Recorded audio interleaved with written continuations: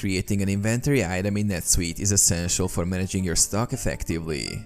Here's a step-by-step guide to help you add an inventory item. Log into NetSuite. Open your web browser, go to the NetSuite login page and enter your login credentials. Navigate to Item Setup. From the main dashboard, go to Lists, Accounting, Items, New, Inventory Item.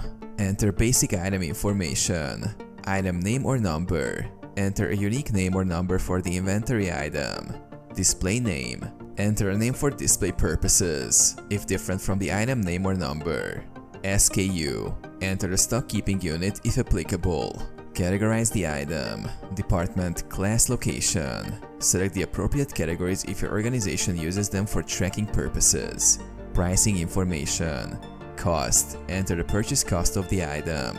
Price. Set the sales price for the item. Tax schedule. Select the applicable tax schedule for the item. Inventory information. Reorder point. Enter the quantity at which you want to reorder the item. Preferred stock level. Enter the ideal stock level you aim to maintain. Location. Specify the default inventory location. Accounting information. Income account. Select the income account where sales revenue will be recorded.